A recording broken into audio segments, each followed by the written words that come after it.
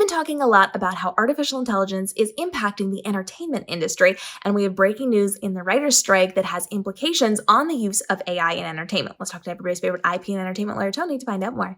My name is Tony Iliakostas. I'm an adjunct professor of entertainment law and IP at New York Law School, and I have an Instagram, YouTube, and TikTok account called The IP Professor that's dedicated to all things intellectual property.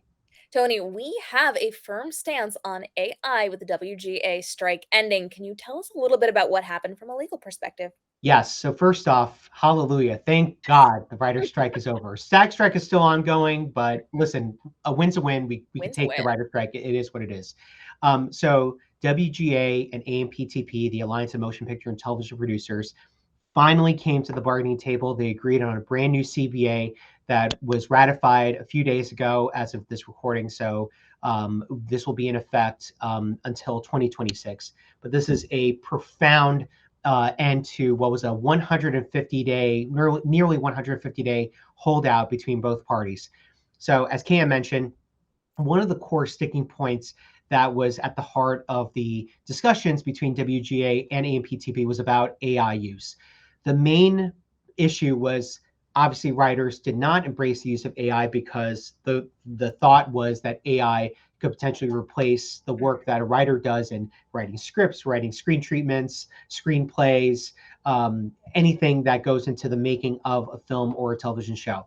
On the other hand, the studios believe that AI could be a tool that would be handy and that it could preliminarily write, let's say, a synopsis or kind of like an idea for a movie, and then they hand that over to a writer to create. So it would be generated, the idea for a movie or television show would be generated based on AI, or even the AI could do the entirety of the work. Mm-hmm. Either way, butting heads, massive disagreement with it, and rightfully so. Obviously, I've talked about this with KM. I've even mentioned it on my podcast and seen my issue with this whole discussion with AI is, not many people have come to realize, and I've said it over and over, and I'll say it till I'm blue in the face, that when you make anything that's generated using artificial intelligence, it will not get copyright protection. Why? Because the US Copyright Office has put out publicly information that anything that is generated using artificial intelligence lacks substantial human involvement. It lacks the human authorship requirement that is imperative to making copyrighted works.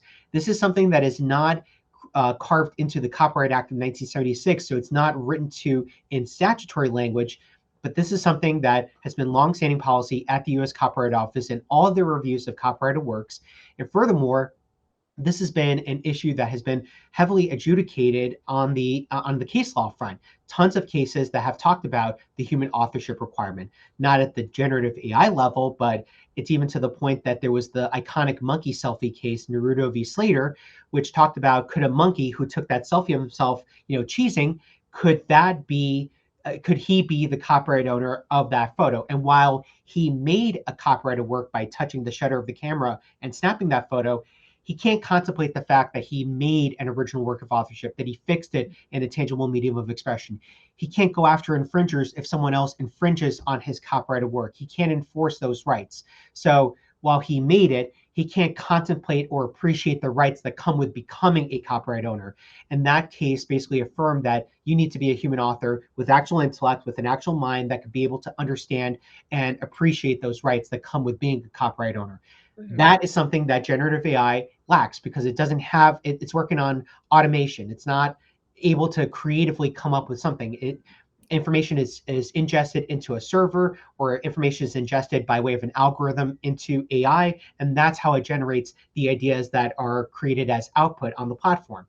Mm-hmm. So all that to say, that's one reason why I think, I've not to say I'm vehemently opposing against AI, but surely I have issues with where it stands from a legal point of view. Mm-hmm. Because if you're going to sit there as a studio and say, hey, we're going to use AI, how can you say that when you're not going to get copyright protection for your screenplays for your film or television shows? And trust me, studios are some of the biggest protectors of their IP. So they register every single copyright for films, for television shows, for screenplays, whatever it is. They go hard in protecting their IP. So it seems contradictory that they were so embracing of the use of AI.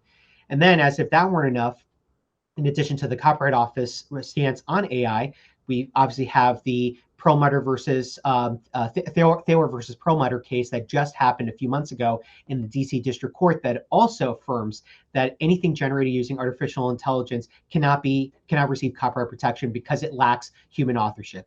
So I have a feeling that the Perlmutter case, that the Copyright Office's stance on AI, and so much more, I think, led ultimately to a signature of the CBA where AMPTP finally conceded that it will not force writers to use AI. It will not provide any scripts that are generated via AI to writers to rewrite.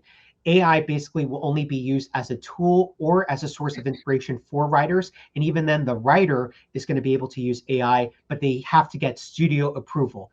So it even puts the onus on the writer. And obviously, writers are so anti-AI, they're not going to use it, if at all. Maybe a few will use it for inspiration, but I would say majority of writers are not going to cling onto AI for the creation of their original content. This is a massive win. It's totally solid. I couldn't be happier for a lot of reasons, but it really gives me a lot of joy knowing that the CBA acknowledges that AI right now, from a legal perspective, is the wild, wild west, literally. And the only way that there will be any sort of firm policy or difference of change on the AI front with this current CBA between WGA and with AMPTP will all be contingent on what statutory language comes out related to generative AI. Good luck with that. Or with case law. Case law and statutes are going to be the name of the game here. We don't have that just yet. This is just the start of it. And I think that come 1 year, maybe even 2 years, we're going to see a bit more of a wider pool of different legal decisions touching on these legal points. And then at that point, we can understand a little bit more of where generative AI is placed in this broader copyright sphere. And if you have questions on generative AI, we have a full playlist on the legal, the ethical, and the creative side of AI and entrepreneurship and of creativity and all of those creative jobs like being a writer. Down below, we will link those for you. If you've got questions, we would love to get them answered. Tony's coming back for upcoming episodes, and we want to make sure we're getting your priorities answered for you. So now's the time to let us know what you're worried about, what you're interested in having conversations about. And as things continue to roll out with the case laws that are happening right now, we will be bringing those to you as soon as possible to make sure you are ahead of the curve and you understand what is happening inside of the legal side of AI and entrepreneurship. As always, you can reach out to Tony on his social media with further questions or just to see his really cool content on the IP and entertainment law space. So, Tony, where can everybody find you? You can find me on Instagram, YouTube, and TikTok at the IP Professor, and you can check out my entertainment law podcast called End Scene. New episodes drop every Friday on Apple Podcasts, Spotify, or wherever you listen to podcasts.